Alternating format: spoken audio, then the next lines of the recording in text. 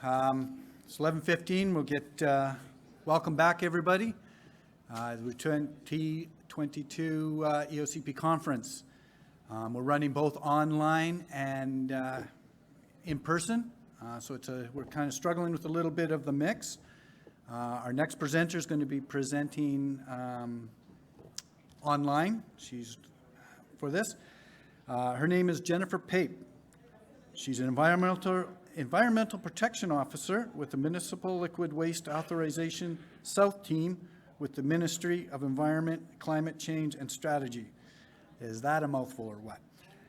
Her role includes working with wastewater authorization, such as registrations under the Municipal Wastewater Regulation and liquid waste management plans, and answering questions about regulatory requirements. Jennifer is a registered professional chemist and enjoys spending time outdoors in Victoria with her family. So I want to welcome this presentation, and we'll answer questions. You can use, people online can use the chat, and we will try to take all the questions at the end and answer them, if that makes sense. So thank you, Jennifer.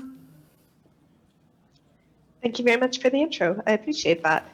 And yeah, I'd like to leave some time for questions at the end because I know you operators have very busy minds and I always get the best questions from operators when I'm talking to them. All right, so after the morning's really moving remarks with Stan and then getting pumped up by the opening speaker and hearing about bikes and military and a wonderful, interesting career, we're going to amp it up even more and talk about regulation and legislation and paperwork. So I hope you're all very excited to join me in talking about wastewater authorizations. To talk about the term wastewater, you may have encountered it in other parts of your career, so industrial wastewater, that kind of thing. I'm speaking specifically about municipal liquid waste. So we're looking at treated sewage discharges during this talk. All right. I'd like to open by respectfully acknowledging with gratitude the traditional territory and continuing relationships of the Lekwungen people, the Songhees and Esquimalt, and the Hispanic people with this beautiful land that we live on. I'm joining you today from Victoria. I'm in the office, so that's where I'm at. You see the picture here is of a beautiful sculpture by the Coast Salish artist Chris Paul. And this is actually located not too far from where I live.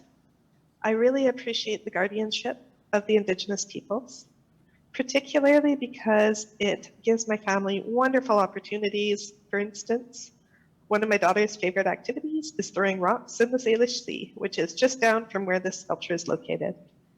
So just taking a moment to pause and reflect on the guidance and expertise the Indigenous peoples of these lands provide for us. All right, moving along. So I'd like to place us as far as the ministry is a pretty big place. What group am I in? What are we talking about?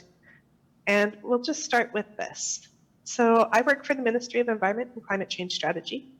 You might be familiar with some of the different pieces of that group. So maybe the Climate Action Secretariat or the Compliance and Enforcement Division. My group that I'm in is located within the Environmental Protection Division. Moving a step down from there, there's some teams such as Environmental Monitoring and Analysis or the Environmental Standards Branch. I'm located in the Regional Operations Branch. And one more step down, I'm on the Authorizations team. There's some other teams at that level, our Branch Operations Group, Mining, Monitoring, Assessment, and Stewardship, which is like our biologists and our subject matter experts that we refer to. So you can see there's lots of layers of different teams in the organization here. If you're trying to find where I'm located, where I am, usually we talk about it as the Regional Operations Branch and then on the Authorizations team. All right. So having kind of located ourselves within government here as far as what group you're dealing with, let's get into what's coming up today. So I want to reflect for a minute on the question of why is responsible wastewater management important? We're going to talk about a couple different sections of information. So we're going to talk lots about wastewater authorizations. What are they? Why do I need one? What is the regulatory framework for these things? What are some of the different types that you can have? How do you change them? And then we have a new website. So locating the forms that you need when you're trying to do an amendment or you're trying to make a request to talk to my team and what we do here, the timelines that it takes, looking a little bit at compliance, how do you find the authorization documents if you're not quite sure what you have, and if you don't have a discharge anymore, what do you do? And then just a few specific points about the municipal wastewater regulation and permits, leave you with a few things to think about there. All right, so moving into wastewater authorizations. And starting with, why is that wastewater protection side of things important?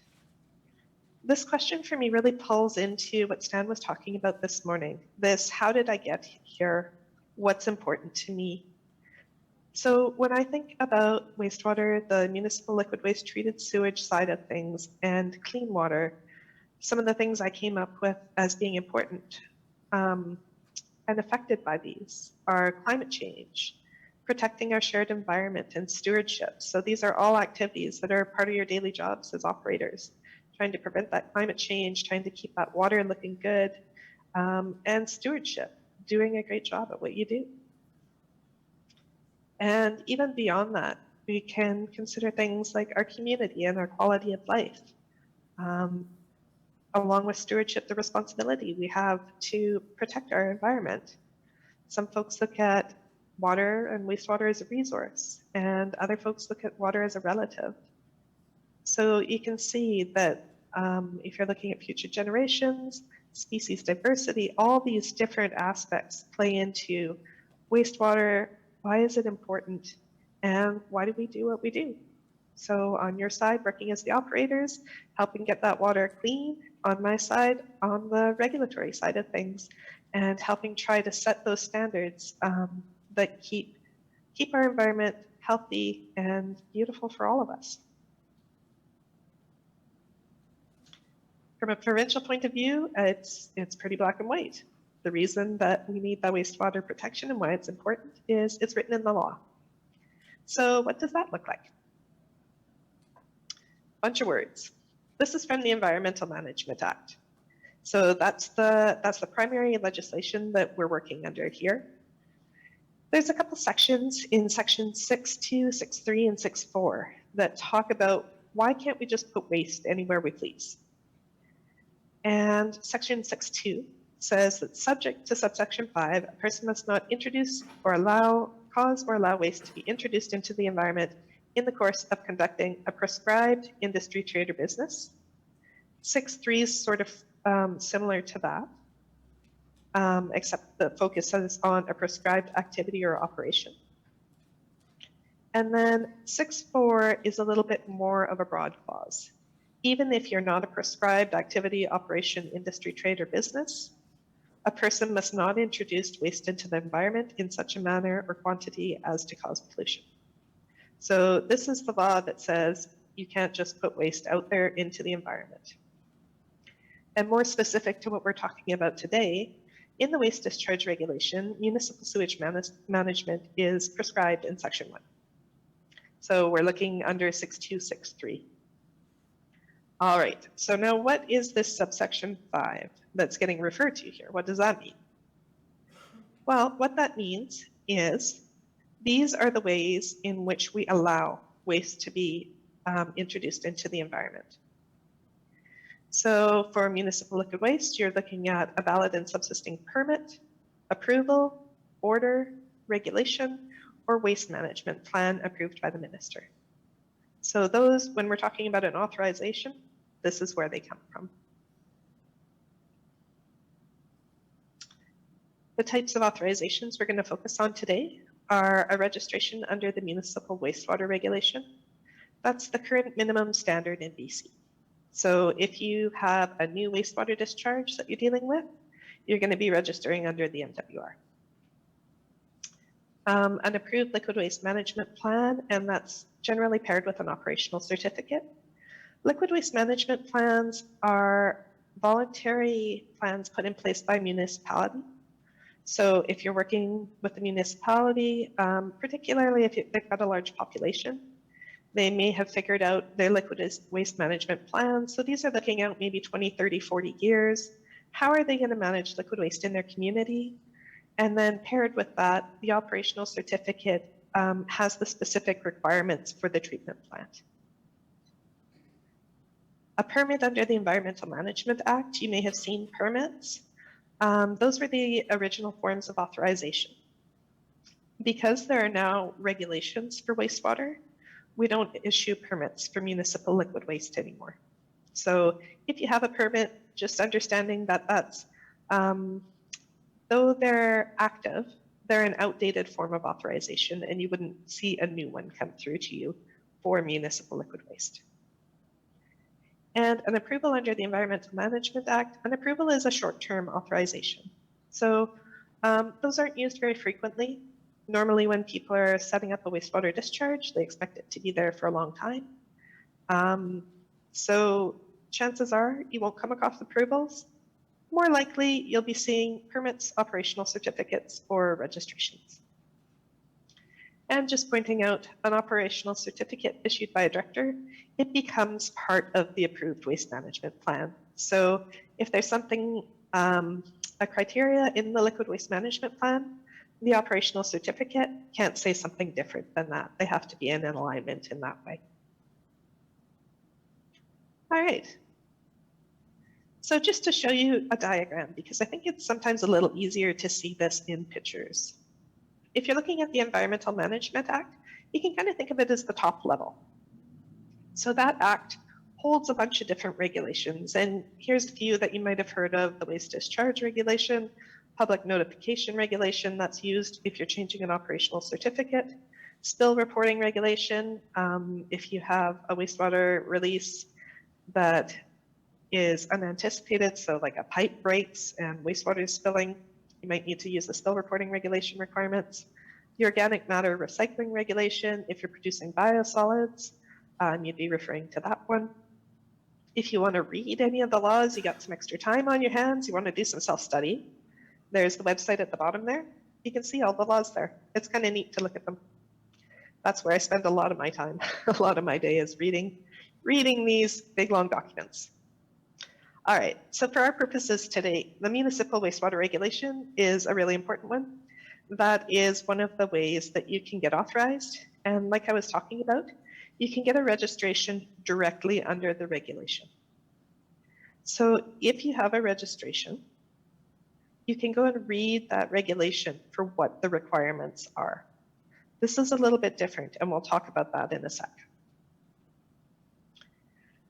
Now, right directly under the Environmental Management Act are the other types of authorizations. So an approval, like I said, that's a short term, maximum 15 months. A liquid waste management plan and that paired operational certificate, those two go together. You can't just apply for an operational certificate without having a liquid waste management plan. And then a permit is also directly under the Environmental Management Act. All right, so a few things about these different categories of authorizations. Municipal Wastewater Regulation. Because it's a regulation, it's covering a variety of sizes and types of wastewater discharges. So different sizes of facilities, different methods of treatment. It's providing kind of like tiered standards that these different types of facilities need to meet. If you're registered, you'd receive a registration letter. The newer ones summarize the registration information really well. We've updated our template so that you've got a record of all the information. The older ones don't have a lot of information in there. They might have your authorized flow and maybe a little bit more info. So if you're looking at an older letter, you're thinking it doesn't say too much, it's possible. You might need to reach out to find further information about that.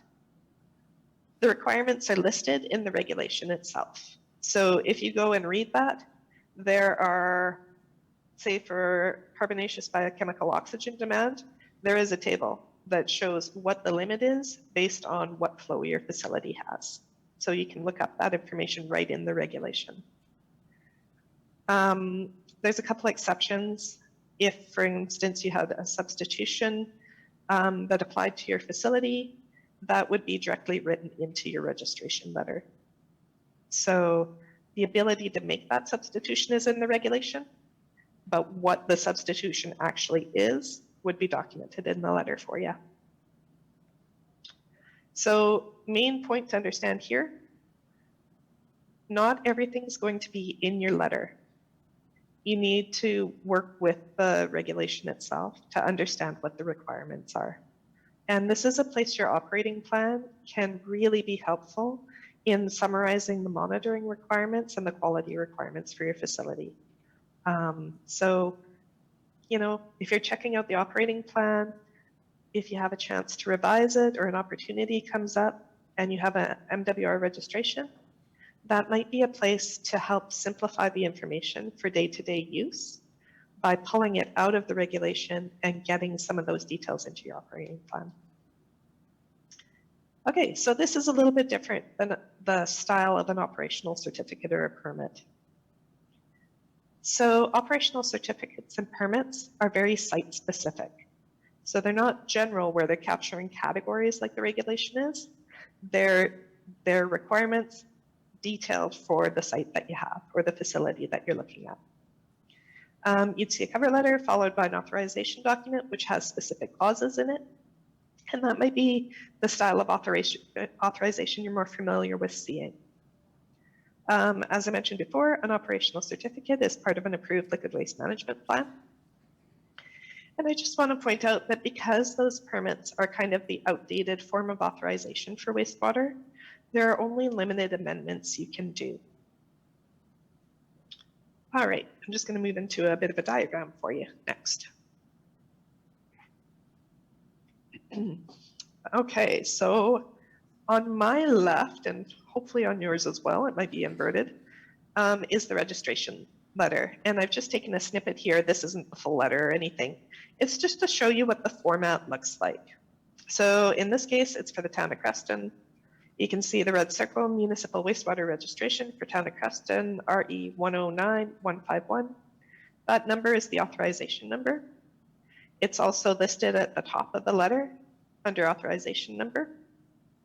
So if you're submitting a question or you're reaching out to government to talk about your authorization, it's really handy to have that number in hand, and that just helps us find your files quicker for you, but to understand what the situation is. On the right-hand side is an operational certificate. So in this case, it's for the town of Ladysmith, 110161. And just to point out the differences between these two styles of authorization. So you're seeing those separate clauses with distinct requirements in the operational certificate, whereas it's more of a paragraph summary of the director's understanding of what you've registered for under the MWR registration letter. So hopefully that shows where if you have a permit or an operational certificate, you can pick up that authorization document and understand exactly what monitoring you need to do and what the requirements are. If you have a registration letter and you pick that up, that needs to be read along with the regulation to understand what the requirements are. So just a little bit different way of doing things. You may have facilities that have each of these different kinds. You know, they've got one authorization for MWR. Maybe you work at another facility down the road that's got an operational certificate instead. So for the operators, it's important to know the difference in the type of authorization you have. All right. This is talking about amendments of permits. So I mentioned that there's only certain amendments you can do. There's quite a long section in the Environmental Management Act under section 14.4 that talks about what the circumstances you can amend a permit are. So one is the amendments necessary in the opinion of the director for the protection of the environment. It's for one of these administrative types of purposes, a change of ownership or name, change of address, a decrease in the authorized quantity of the discharge, emission, or stored material. This one I've highlighted, an increase of not more than 10% in the authorized quantity of the discharge, emission, or stored material, because if you increase more than 10%, that triggers you to register under the Municipal Wastewater Regulation. So just to be aware, if your facility is thinking about expanding, this may be a circumstance you find yourself in, especially if it's an older facility, an older authorization that may have been under a permit. So if you have any questions on that, please feel free to reach out to us. And then I'm just going to flip to the full section B there for you so that you can see the other circumstances as well. Change in monitoring program, change to works method of treatment, change in authorized quality of the discharge, emission, or stored material. Essentially, permit amendments, they do have to be pretty minor to be able to go through. If you're looking at major changes to your authorized works, increases in volume, those are the two that come to the top of my head. That's when you're going to hit that trigger point of needing to register under the Municipal Wastewater Regulation.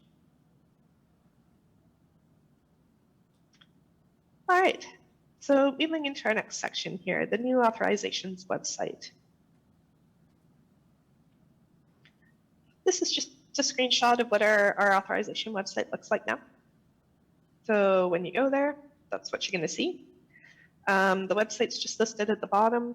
Please update your bookmarks. If you haven't talked to us in a while, probably what you have listed is out of date. And I just want to highlight the menu in yellow on the left there. Those are really helpful pages. Each page has a different set of information. Really look at that as your navigation route for this website. And we're going to go through each of those little sections and just talk about what type of information is found there. So first of all, forms. Where do you find the forms you need? So there's two different places. And this is, again, why you need to understand what kind of authorization you have. For the Municipal Wastewater Regulation, it's the top of the page. You scroll down and you've got a Sewage and Municipal Wastewater section. That's where you'll find lots of forms and guidance documents and information on how to apply to us if you need to make a change. However, if you have a permit, an operational certificate, or an approval, keep scrolling down the page and you'll come to this all other activities section.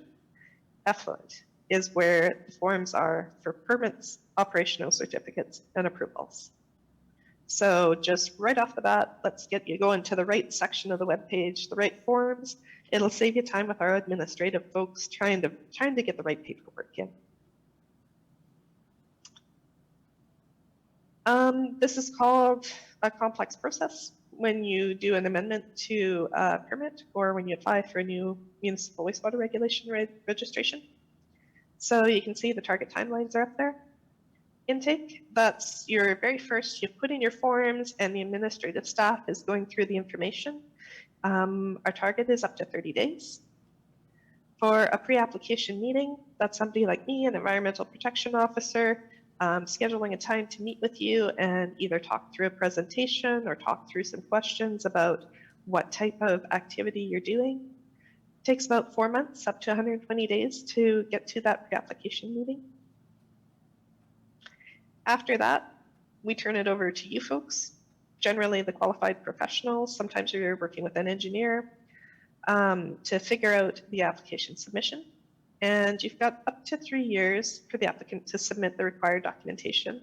That is at the director's discretion. So if you're having compliance issues with your facility or if there's other considerations, that time period may be shorter.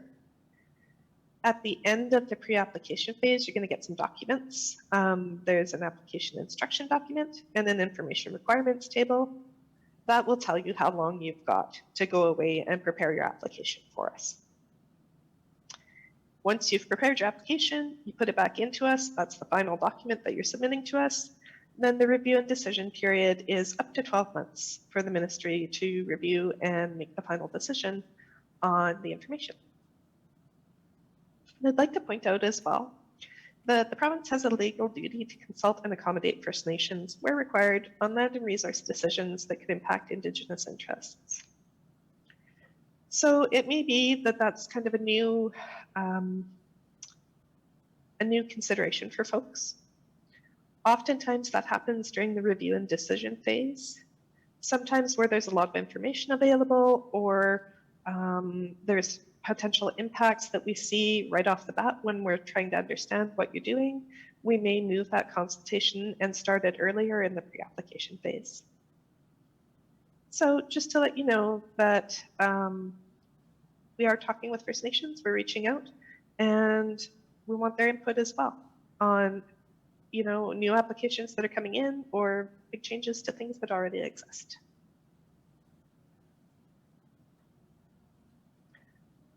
All right, so looking at how do you stay in compliance? So there's information on the compliance side on that yellow menu. You can click on the how to stay in compliance. It'll give you information about how to submit your routine monitoring reports to us and how to upload your data to the environmental monitoring system if you're required to do that. That includes naming and file types and all those specific details you need to actually get your reports in the door and on time. There's also steps on how to report noncompliance. So there's email addresses that you can send the information to. There's templates that you can use if you've come across a noncompliance and you need to tell us about it. If there's a spill, there's a separate set of reporting you have to do as well. There's information linked on that webpage. So it's a great place to go if you're trying to figure out what your next step is. If you're a new operator and you haven't had an environmental compliance inspection before, we reach out to you, you want to know a little bit of information, you can check on that as well. And there's also a little bit of information about how fees are put together. So those are drawn from the Permanent Approval Fees and Charges Regulation. The other thing that you'll find there that sometimes operators have asked me about is the non-compliance risk-based decision-making matrix. So I'm going to show you that on the next slide here. And what this is it shows the level of impact across the top and the likelihood of compliance down the side. This is what our compliance and enforcement officers use if they have a non-compliance to figure out how severe it is. And I'm just going to show you what those levels and categories mean. So looking at the levels, I'll just read out 1 and 5 to give you an idea of the range. Level 1, a non-compliance that does not result or is unlikely to result in any environmental, human health, or safety impact, or a minor administrative non-compliance. So that's looking at the low end of the range. The severe end of the range, the 5, known or likely human health impact that's severe in effect. For example, resulting in hospitalization and or long-term human health consequences. So very severe. And then going into the other part of the grid, the categories. So category A, the lowest one, indications of future ongoing compliance are high. So no previous non-compliances, good awareness and our capacity to meet regulatory requirements, and offender has a reasonable and cooperative attitude. So these are things you can directly impact when you're getting an inspection and you're dealing with our compliance and enforcement team. On the severe side of that, indications of obstruction and ongoing or future non-compliance. So hindering or obstructing a ministry official, refusing to furnish required information, and or intentionally including false or misleading information in any required document. Very severe. I know nobody in this room or online would ever do anything like that. You want your facilities in compliance, operating well, doing their job. All right. If you're going to stop discharging waste for whatever reason, you can submit an application into us. There's the email address there. There isn't an application fee, but without this step, the authorization isn't closed off. So the authorization holder remains responsible for ongoing fees, compliance, and requirements of the authorization. So it's worth knowing, just if anything's shutting down, there is a step that has to happen there for the paperwork side of things to close it out properly. The authorization management system is where I was talking about that you can look up your authorization. If you don't have a copy for whatever reason, you're not sure why, you don't know how to find it, you can go into this system. You can put the applicant name, at the bottom there, there's a little hint about using the percent as a wildcard on either side of the name to try and broaden your search a little bit. You can look by, if you've got your authorization number, you can look it up by that. Issue date, all sorts of different information. They're publicly accessible, so anybody can go in and use this database to find that information. And just general point, you want to keep your authorization in your records for your facility so it's easily accessible. You can look at it, see what it says. There you go. The numbers behind these are just examples. MWR registrations are generally a 6-digit number, not always. Permits, usually lower numbers between 2 and 1,000, say. Operational certificates kind of in the middle. They're usually 4 or 5 digits long. That's the website for the authorization management system. And if you have no luck and you're just not sure what to do, you're more than welcome to reach out to the authorizations team. That's who I work for. I'm on the south half of the province. There's also the northern half. So depending where you're located, choose the email address that makes sense for you there.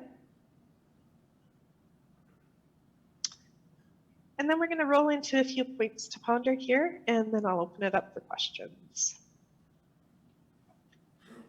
All right, so on the MWR, one thing to be aware of is, as per MWR Section 40, you can't start construction on a wastewater facility until you have a registration that's effective or you've received notice from the director. So what that means is if you want to build a new piece to your facility, this regulation is really forward-looking. You're going to need to give the information, the reports, the studies, all those details. They need to come into us, go through review, get a decision by the director. When you're registered, then you can start your construction. So that can have a big repercussion on your timelines. Please be aware of that. Folks have asked sometimes whether there's such a thing as interim authorization. No. It's either you've had a decision, yes or no, and that's it. There are no points along the way in the process where you get a temporary authorization or an interim authorization, anything like that. That doesn't exist under the MWR. And just to be aware, if you look at your authorization and it doesn't have your specific company name in it, you're not the authorization holder and you don't have authorization to discharge. So there is a process to fix that. You can request to transfer the authorization. The forms and everything are available on our website. Some folks have gotten into the situation where it's a very old permit and it's not just the company that came before them transferring it to them. It's multiple companies back along the line. If there isn't an unbroken chain of letters between the person who's got the name on the document and your company here, then it's not going to be transferred across. What would happen in that case is the permit would get canceled and the new person would need to apply for registration under the MWR. So really important to do those transfers and make sure your authorization is in the name of your company. All right, a few points to ponder on permits. If you cancel a wastewater permit, it won't be reissued. So once it's gone, it's gone. There's a current regulation. Anything new would be a new registration under the Municipal Wastewater Regulation. Sometimes folks think of permits as being a really good thing because they're looser regulatory requirements because they're old. Just want to let you know that permits aren't static. We do modernize permits to help them align better with current regulations. That can either be through our own discretion. We'll reach out to you and say, you know, we're modernizing. Here's what it is. You will be involved in the process if that ever happens, and you'll have the opportunity to comment on the permit document that's amended. Or it can come up when you submit an application into us as well. So for instance, if you had a permit that had absolutely no receiving environment monitoring on it, that would be something that we'd look at if an application came in. Another thing I just wanted to point out is the existence of the sewage system regulation. So you may also be working with some really small facilities, less than 22.7 cubic meters a day discharging to ground. If that's the case, it may be regulated under the sewage system regulation, which is actually under the Public Health Act. So that's your regional health authority that would deal with those questions. So just getting you pointed to the right group to talk to. All right, and I think with that, I'm going to wind it up here. I'm hoping there's lots of questions for me.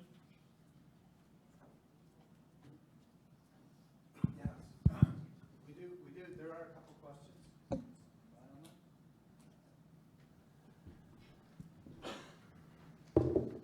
Yeah, we will have a couple questions for you. Thank you very much, Jennifer. Beautiful. Oh, they've got, okay, there we go. All right, so sharing my screen, I can't see the chat. Would you like me to stop sharing and just look at the chat window? Or do you want to feed me a few questions to answer? Okay, if you can stop sharing your screen, we can control it from here. Perfect, thank you. Okay. So is that the first question on there?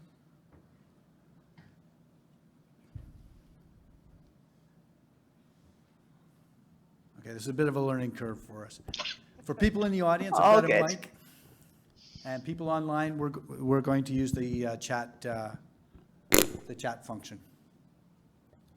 Okay. We got mics in the room here for people if they have questions. Yeah. Okay, let's start with that while we figure out the online stuff.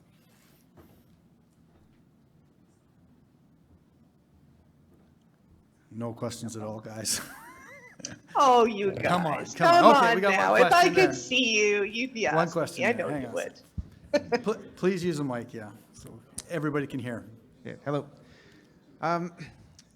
If you were doing, say, a phased development or phased project, is there any reason you couldn't build a facility under the SSR and use it up to 22.7 and then for future build out? While you're doing that, be applying for your MOE permit or MOE? It depends on the design of the facility. So if the design is over the 22.7, it's going to need to come through the Municipal Wastewater Regulation. So I guess it depends how you set out your phases. You know, if you had a phase 1 where the design was less than 22.7 and you wanted to seek a registration under the SSR for that, that would make sense. But as soon as you're looking at getting into that bigger facility, you're going to have to come under the MWR anyway. So you might want to be looking at that and finding those requirements when you initiate your process, rather than having to go back and do changes because they weren't planned for at the beginning. Thanks. Yeah, no problem. Okay, we have an online question. Okay. Yeah.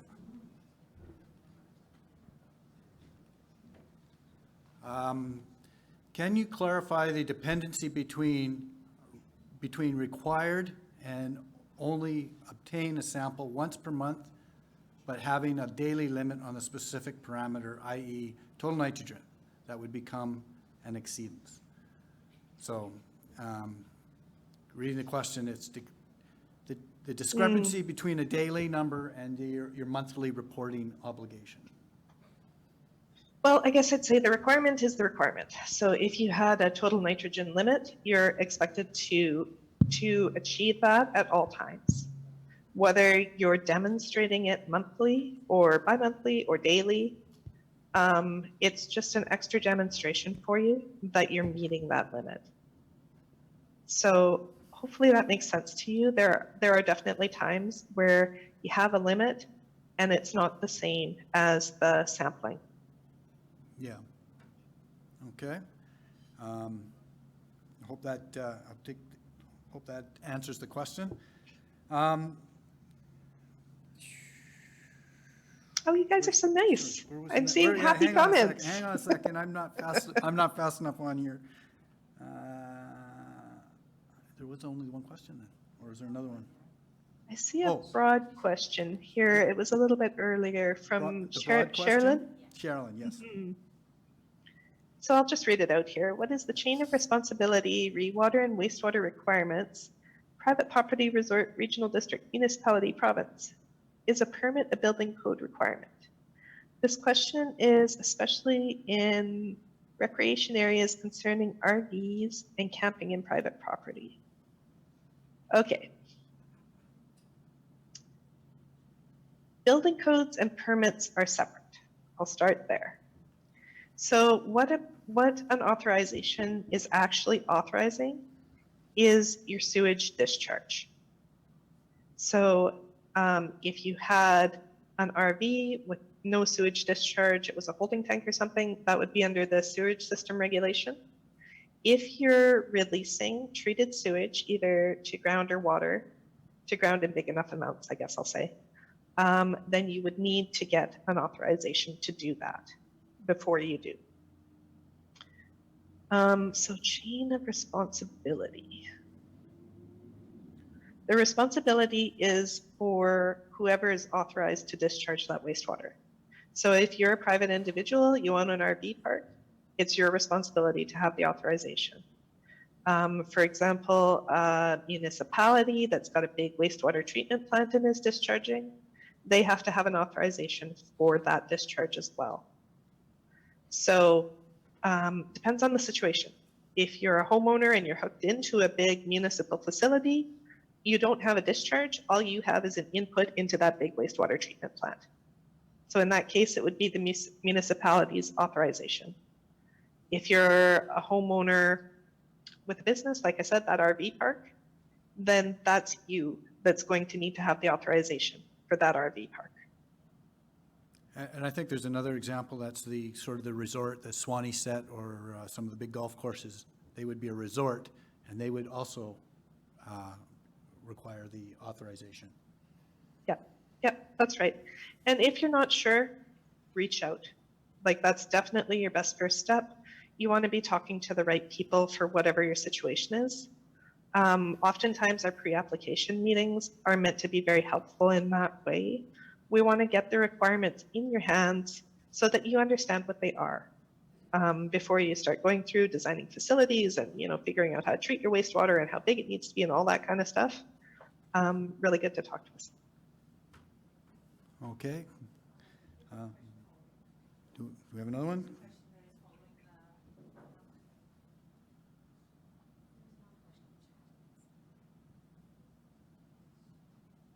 Oh, it's over in chat? Okay, hang on a second. Where did chat go? Where did chat go? Oh, no, what have I done? I only see the two that I've answered so far, I Yeah, think. that's all right. There's a Q&A right there. That one? I thought that one was asked.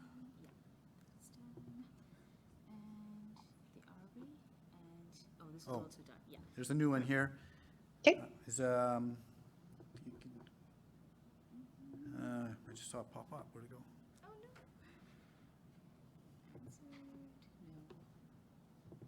Sorry, I think there is a new. Okay, there's a bit of a learning curve here for us, guys. Just give us a... No worries. While you're looking, I do see one that's come up on mine. So I'll just read that out and we'll see if it's the same question. Yeah. The requirement on BC.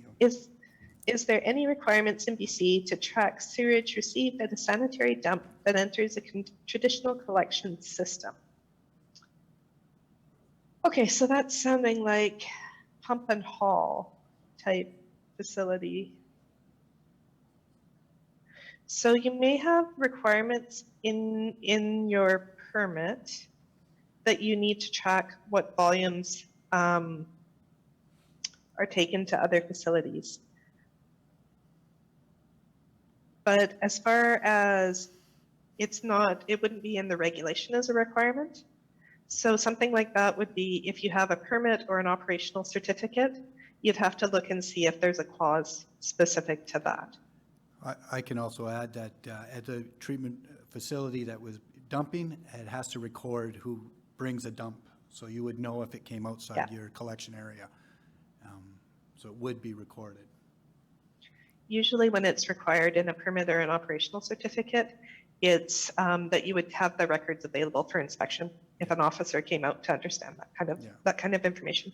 So any dumps that were outside your authorized municipality would be picked up in that record. Mm-hmm.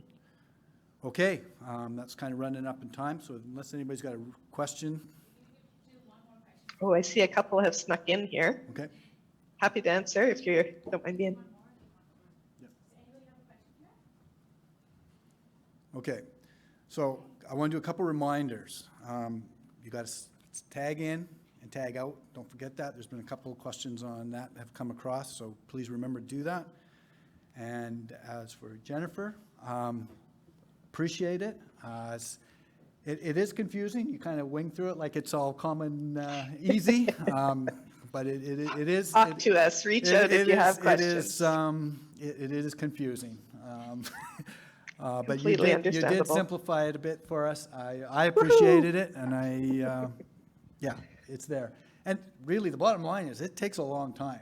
Like, you're talking years to get It's these true. things into place. And yeah, the sooner you start, the better. Yeah. Okay. So thank you very much, Jennifer. We'll My send pleasure. we'll send you a little gift card in the mail. Thank you. Thanks, everybody. I hope to see your lovely faces next year. Enjoy the rest of your conference. Don't forget to sign in, guys. Don't forget to sign in. Oh, shit. After lunch, we're back, eh? 12 o'clock or 1 o'clock. Thank you very much.